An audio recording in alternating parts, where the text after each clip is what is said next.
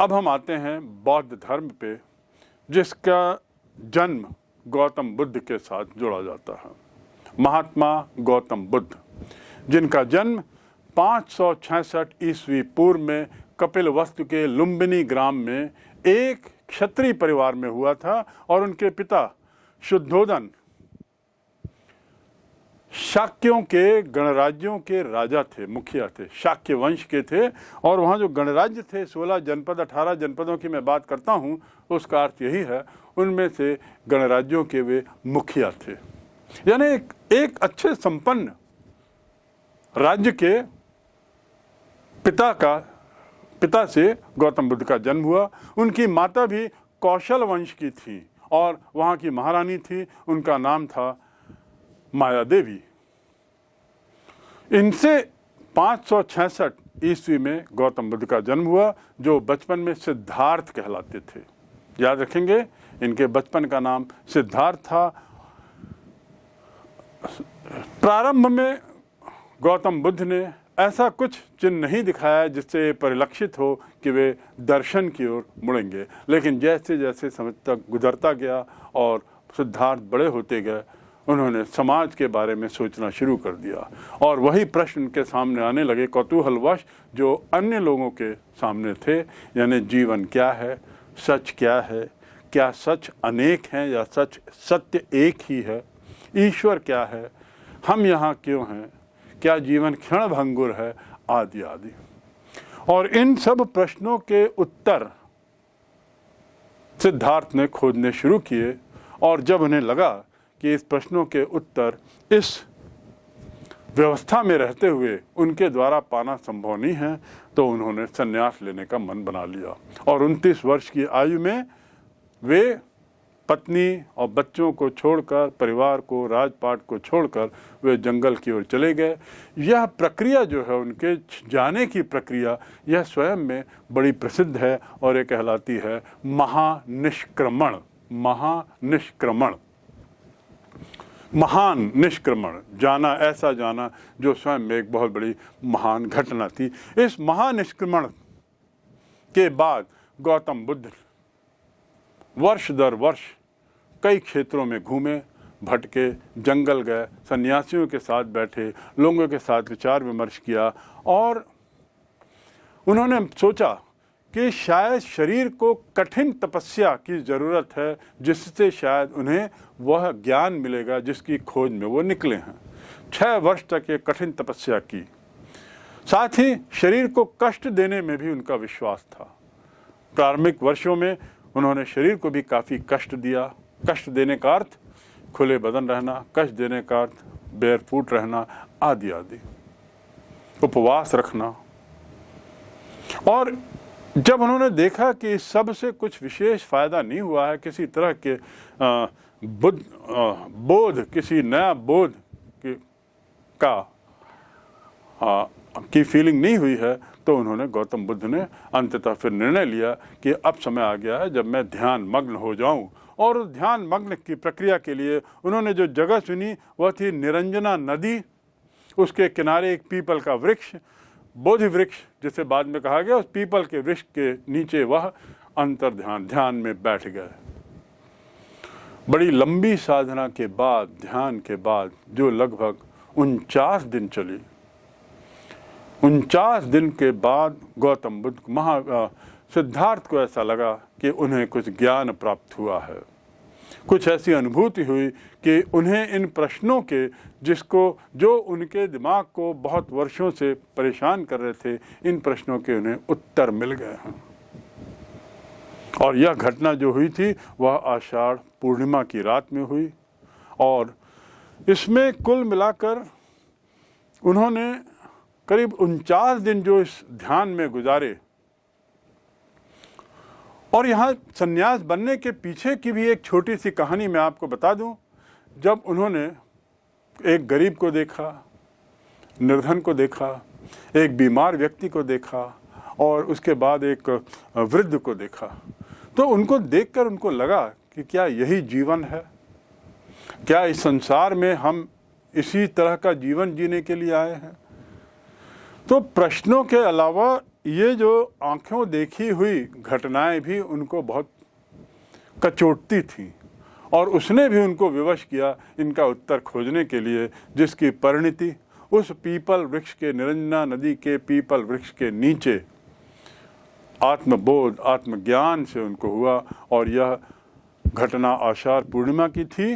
उनको सर्वोच्च ज्ञान मिला और ये सर्वोच्च ज्ञान पाने के बाद वे महात्मा बुद्ध के रूप में अपने को, उनका परिवर्तन हुआ। 5 उनके शिष्य बनाए और इन 5 शिष्यों के साथ उन्होंने वह प्रथा शुरू की कि एक जगह से दूसरी जगह जाकर, अलग अलग जगह जाकर अपने उपदेश देना। और इस उपदेश पहला उपदेश उन्होंने जो दिया वह कहलाता है महाधर्म प्रवर्तन, महाधर्म चक्र प्रवर्तन। इस महाधर्म चक्र प्रवर्तन को गौतम बुद्ध का पहला उपदेश मानते हैं। वैशाली यहाँ पर अनेक वर्षों तक उस क्षेत्र में, मगध और उसके आसपास के क्षेत्र में अनेक वर्षों तक उपदेश देने के बाद वे जब 80 वर्ष के थे तो उनकी मृत्यु हो गई। 80 वर्ष की उम्र में। वर्ष था 486 ईस्वी पूर्व। और इस काल को, इनके जाने के काल को कहते हैं महाप्रयाण, जब उन्होंने ये दैहिक शरीर त्याग दिया। कुशीनरा या कुशीनगर में उनके देहावसान के बाद उनकी अस्थियों को संचित किया गया, कलश में रखा गया और कलश के रूप में उसे विभिन्न जगहों पर स्तूप बनाकर उसको संयोजित किया गया। इन्हीं में से एक स्तूप सांची का स्तूप है, जिसके बारे में हम पढ़ेंगे। इस प्रकार गौतम बुद्ध राजपाट छोड़कर आते हैं जंगल, उन दुख दर्दों को देखकर। उसके बाद वे कठिन तपस्या में जाते हैं। फिर गया नाम की जगह पर उन्हें ज्ञान मिलता है और इस प्रकार गया का नाम बोध गया हो जाता है। और वह पीपल का वृक्ष जिसके नीचे उन्होंने 49 दिन का ध्यान किया था, जिसमें उन्हें सर्वोच्च ज्ञान मिला 49वें दिन, वह वृक्ष कहलाता है बोधि वृक्ष। और उनका जब स्वर्गवास कहलाता है महापरिनिर्वाण। तो इस प्रकार गौतम बुद्ध की जो यात्रा थी, गौतम बुद्ध, सिद्धार्थ से गौतम बुद्ध बनने की, वह यात्रा बड़ी कठिन थी। और वे उत्तर खोज रहे थे, सत्य का उत्तर। और इसी खोज ने उन्हें महान बना दिया, जो बाद में महात्मा गौतम बुद्ध के नाम से प्रसिद्ध हुए और जिनके नाम से एक धर्म ही चल पड़ा। आखिर गौतम बुद्ध की शिक्षा क्या है, उनके उपदेश क्या हैं?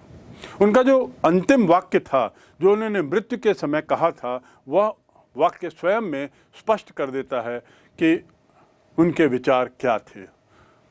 ऐसा माना जाता है कि उनका अंतिम संदेश था, स्वयं ही तुम ज्योति हो और इसीलिए तुम्हें स्वयं को ही मेहनत करनी होगी, रास्ता ढूंढना होगा मुक्ति के लिए।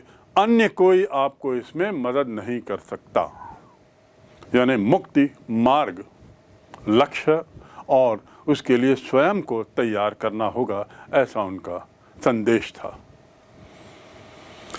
गौतम बुद्ध के विचारों को हम कुछ भागों में बांट सकते हैं, जिसमें सबसे पहला है, दुनिया में दुख है। दुनिया में दुख है,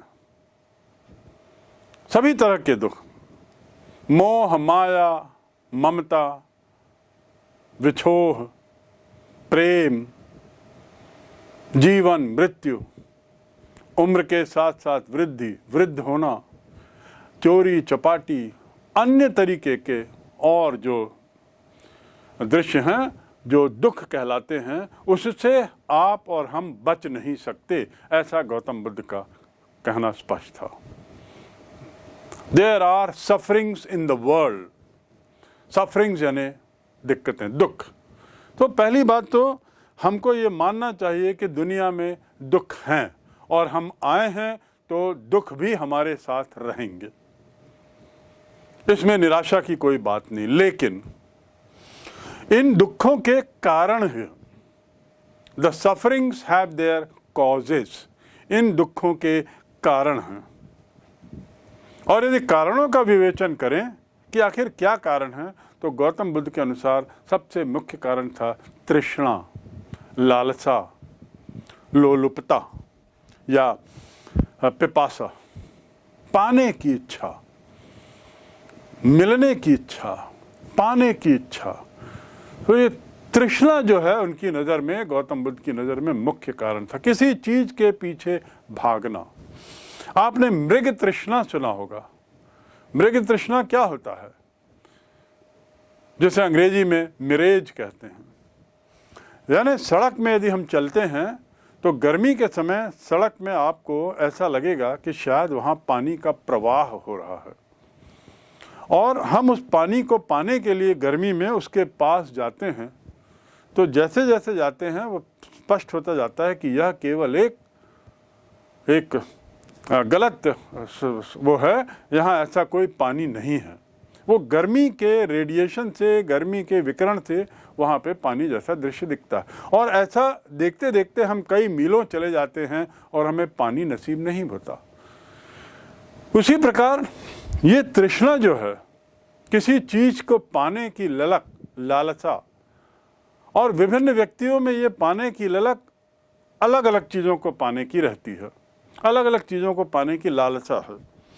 साथ ही लालसा या पिपासा की कोई समाप्ति नहीं है। यदि मैंने एक चीज़ पाली तो मैं उसके ऊपर, उससे बेहतर की इच्छा रखता हूँ, और उसके लिए फिर साम दाम दंड भेद पर उतर आता हूँ, और यही दुख का कारण बनता है। दूसरे शब्दों में गौतम बुद्ध ने कहा, दुनिया में दुख हैं, ये मान लें।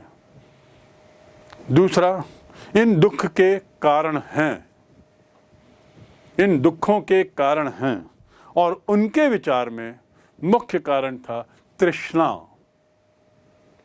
पिपासा, लालसा, लोलुपता आदि। आसक्ति और विराट, इसके जो उद्भव है, इसकी जो शुरुआत होती, किसी चीज़ के प्रति झुकाव होना, आसक्ति होना, और किसी के प्रति राग होना, यही शायद तृष्णा का कारण है, ऐसा गौतम बुद्ध ने माना। तो यदि हमें ये ना हो, आसक्ति ना हो, राग ना हो, किसी चीज़ के प्रति लोभ ना हो, तो ये तृष्णा नहीं रहेगी। अपूर्ण इच्छाओं की पूर्ति के लिए आदमी बार बार जन्म लेता है। जब तृष्णा आपकी एक जन्म में तो पूरी हो नहीं सकती, क्योंकि इच्छाओं की कोई कमी नहीं है, इच्छाओं का कोई कमी नहीं है। एक इच्छा दूसरी इच्छा को जन्म होती है, एक इच्छा मिल जाने की सफलता से हम दूसरी इच्छा को पाने के लिए प्रेरित होते हैं, और परिणाम क्या होता है कि हम इच्छाओं की दौड़ में अपना ये जीवन काट देते हैं, और जीवन अपूर्ण रह जाता है। और इन इच्छाओं को पाने के लिए गौतम बुद्ध का कहना था, हम बारंबार जन्म लेते हैं, जीवन मरण के इस चक्र में फंस जाते हैं, और यही हमारी दिक्कतों का सबसे बड़ा कारण है, और इसलिए हमें मुक्ति नहीं मिल पाती। मानव उद्देश्य होना चाहिए मुक्ति, यह मुक्ति हमें नहीं मिल पाती। तो ये जो तृष्णा है, जिसे उन्होंने नाम दिया, यही मुख्य रूप से दुख का कारण है। दुनिया में दुख हैं, दुख के कारण हैं, कारण के निवारण भी हैं, ऐसा गौतम बुद्ध का कहना था। क्योंकि उनके अनुसार, जैसा मैंने बताया, तृष्णा से दूर रहें तो उसका हम शायद मोक्ष पा सकते हैं। तो उनका ये भी कहना था कि सच्चाई तो ये है कि इन कारणों का निवारण भी हो सकता है। सफरिंग्स कैन बी क्योर्ड, इनका इलाज भी हो सकता है। और उस इलाज के लिए उन्होंने 8 मार्ग बताया, 8 मार्ग बताए, 8 रास्ते बताए। तो पुनः इसको संक्षिप्त में, दुनिया में दुख है, गौतम बुद्ध का विचार प्रथम। दूसरा, दुख के कारण हैं। तीसरा, इन कारणों का निवारण भी है, यानी चौथा इनका निवारण, तृष्णा का निवारण करके मुक्ति पाने के लिए रास्ता जो है वह है अष्ट मार्ग। तृष्णा से बचने के लिए उन्होंने जो अष्ट मार्ग बताए, वे अष्ट मार्ग कुछ इस प्रकार हैं। पहला, सम्यक दृष्टि, यानी नज़र सही रखो, सही चीज़ देखो, दिग्भ्रमित मत हो। दूसरा, सम्यक वाणी, अपने जिह्वा पर नियंत्रण रखें, अपने बोलने पर नियंत्रण रखें, अति ना हो, यही उनका संदेश था। वाणी में मिठास हो। तीसरा, सम्यक संकल्प। सम्यक संकल्प अर्थात भौतिक चीज़ों पर हम ध्यान न दें, उनसे दूर रहें। यानी किसी भी भौतिक वस्तु के प्रति हमें एक तरीके से किसी तरह का वो नहीं बनाना है, किसी तरह का संबंध। इस प्रकार पहला था सम्यक दृष्टि, दूसरा सम्यक वाणी, तीसरा सम्यक संकल्प, भौतिक चीज़ों से दूर रहें, उसके लोभ में न आए। चौथा है सम्यक कर्म, यानी अपने कर्म सही रखें, अपने कार्य सही करें, उद्देश्यपूर्ण कार्य और सही उद्देश्य से किए गए कार्यों की ओर हमें जाना चाहिए। तो कर्म पर उनका बहुत अटूट विश्वास था और उन्होंने इस पर काफ़ी जोर दिया कि कर्म को हम अपना मुख्य औजार माने, जिसके बल पर हम तृष्णा से बच सकते हैं। चौथा था, पांचवा, सम्यक आजीव। सम्यक आजीव यानी इन चीज़ों से हम अपना विछोह, इनसे दूर रहने की सलाह।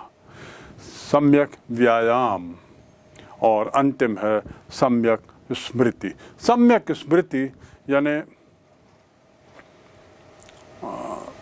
हम ऐसा सोचें जो अच्छा हो और अच्छी बात को ही हम बार बार सोचें। विवेक व सावधानी का सदैव स्मरण करें। तो और उसके बाद सम्यक समाधि। समाधि का अर्थ ये नहीं कि उन्होंने समाधि लेने की बात की, उनका कहना था हमारी एकाग्रता हो, हम एक तरीके से मन और वचन के साथ कर्म और एकाग्र रहें। एकाग्रता उनके जीवन का एक बहुत जीवन शैली का अभिन्न अंग था।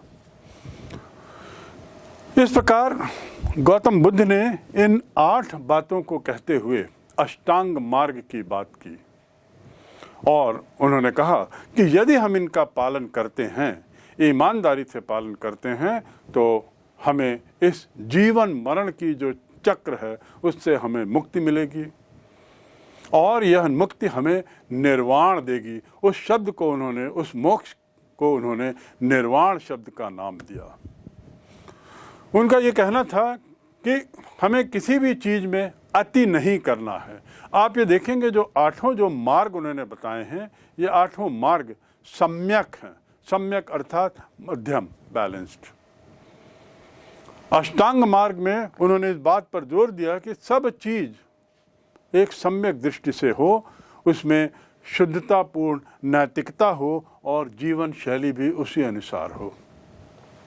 मध्यम मार्ग का अर्थ उनका ये भी था कि जीवन की विलासिता और जीवन की निर्धरता दोनों ही गलत है।